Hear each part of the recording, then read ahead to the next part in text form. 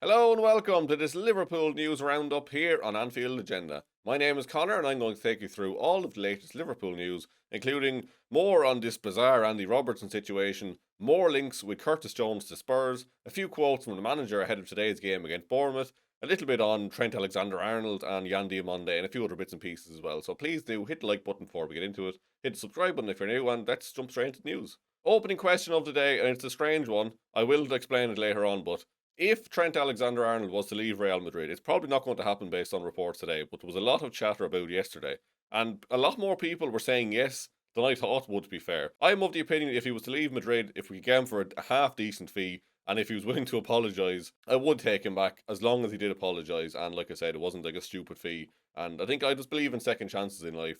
Probably not going to happen, but I am interested to hear, yes or no, would you take Trent Alexander-Arnold back at Liverpool someday? Let's start off with the Andy Robertson situation then. We covered it, of course, extensively yesterday, but there has been more stuff coming out this morning. This from Vinny O'Connor says that Liverpool and Tottenham are discussing a £5 million package for Andy Robertson. Preliminary talks are underway, with an outcome expected within the next few days.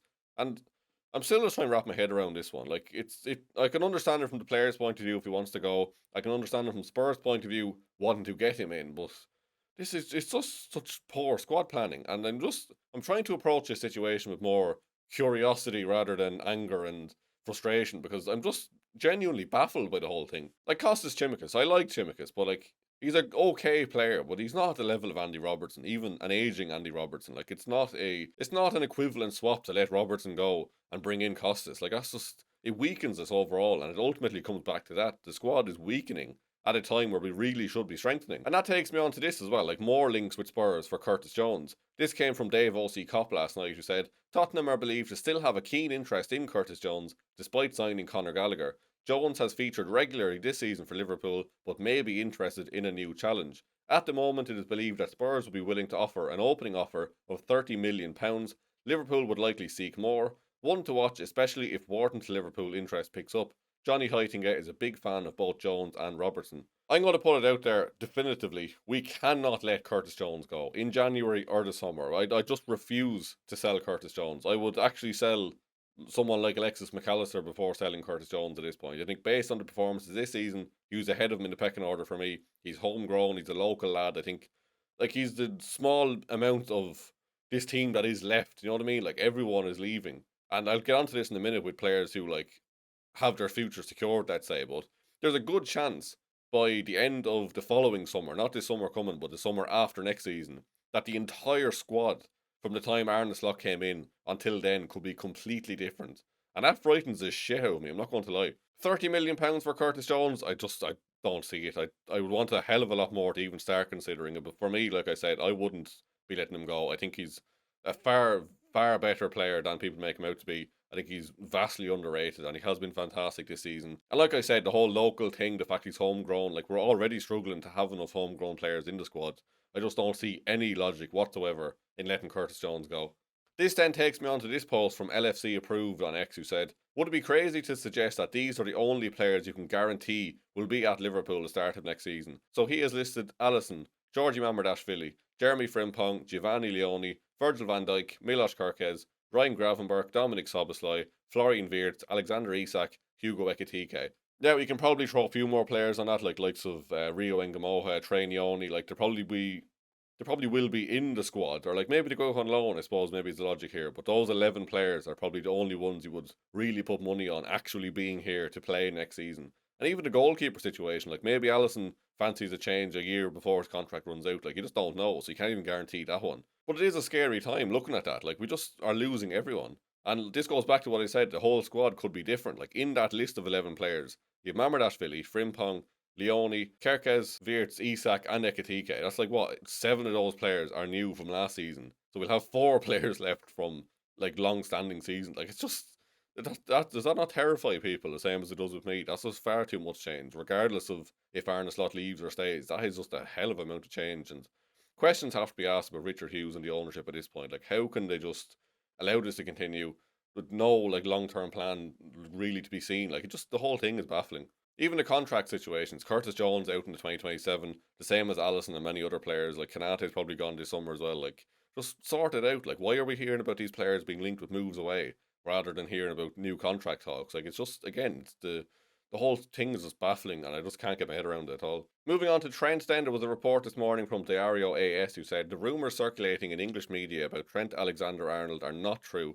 Real Madrid's leadership and manager Alvaro Arbeloa view him in the club's long-term project. Nothing has changed, he's here to stay. And that follows up from reports yesterday from the Spanish side. I don't know why they're claiming the English media here, but the Spanish side were saying that Arbeloa had said to Trent he's not really needed next season and he's free to go in the summer, which then sparked that conversation which I mentioned at the start of the video about Liverpool fans thinking like would we take him back, and I think like it's not going to happen. But again, like I said, I would take him back as long as he apologised and it wasn't a ridiculous fee. Like, I don't want a Paul Pogba back to Man United situation where we let him go for free and have to spend 80, 90 million on him. Like, I just don't think that would be sensible, and I think that would be a real kick in the teeth. But if he was to come back someday for 20, 30 million, or even on a free after his Madrid contract runs out, I think I would welcome him back, but I would need some sort of an acknowledgement that he was wrong to go in the first place. But please do let me know what you think on that one. Next up then, we have some quotes from the manager. This is from the embargoed section of his press conference yesterday, which came out late last night. So this is Arne slot on if leaving out Salah again would be uneasy. And he said, I always find it uneasy if I leave a player out, and even more a player that has meant a lot for this club. You can work with a player for a long time and you've had success with him, but part of my job is making the decision that I think is the best for the team. But that is always an uneasy decision, not only with Mo, but every single player I leave out because of the work they put in. Their quality is enough to play, so it is always uneasy not to play players. Arne was then asked if Salah now has more understanding of the situation and the possibility again of being rotated in future games, to which he said, I think every player knows that a manager needs to make decisions, and I think every player 99 times out of 100 is disagreeing with the manager if he doesn't play. It should be like that, because if you don't have confidence in yourself, then it is hard to play in front of 60,000 people. These players should have confidence that I am good enough to play and I should play. I am not talking solely about Mo, but everyone now. I think it is always hard for any player who is left out because they want to help and show they are able to help the team. Mo was definitely one of them. He's not a player who says leave me out for 5 times in a row. Everyone has seen that, but everyone is the same in that regard. I think he has hit the nail on the head there, to be fair. Like, I think like the frustration from Salah, and I pointed this out at the time, like it was really around him wanting to play. It's not like he's kicking up a fuss wanting to leave the club, and that's why the Saudi links never really made sense to me. Like, fair enough if he completely falls out with the manager, like, and it becomes untenable, he would want to leave. But I think if he did leave, let's say this month, which he won't, to be fair, but I think he would want to go to PSG, Barcelona, or Real Madrid. You know, like someone where he can actually still compete. Like, I don't think he's wanting to play in the Saudi league. He wants to play ultimately. And Arne, like he said here, like 99 times out of 100, if you drop a player, they're going to be unhappy because they have the confidence that they can play every week. They think they're good enough to play every week, and that's what you want. Like, if you drop a player and he goes, yeah, grand, fair enough, like, you would start to question the mentality a bit, to be fair. So I think Arne has hit the nail on the head here. I think even just the fact he's talking about it in this way and this kind of candor, it does seem like the situation has kind of simmered down, and I'm sure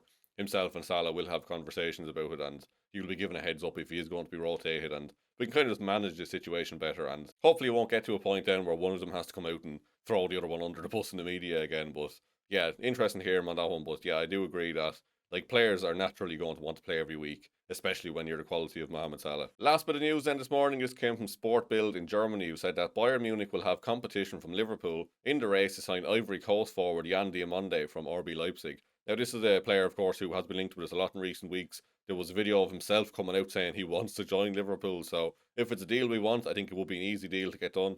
Outside of the transfer fee, I think Leipzig were looking for something like 80 or 90 million euro or pounds, or like something fairly up around 100 million euro anyway. Like, it's fairly staggering fee for, I think, a 19-year-old forward. But if the club deem he is the man, then fair enough, go and get him. I will back that decision. And like I said, he wants to come to Liverpool, so hopefully it wouldn't be a tough ask to pull him away from the likes of Bayern Munich if we do go in for him. So definitely keep an eye on that one. Whether we'd want to spend that kind of money on him or not is another thing, but yeah, definitely one to keep an eye on for the summer. That's all from me anyway. Thanks very much for watching. Craig will be back for the live stream at 4:15 for the Bournemouth watch along, so keep an eye out for that one. We'll have the match reaction and the player ratings. We're recording the podcast later on tonight. The full podcast of that will be out on Spotify and other podcast apps tonight, and we'll have a few clips from the podcast going out on our YouTube channel in the next coming days, so please do keep an eye out for those ones. Thank you very much for watching, and I will see you very soon.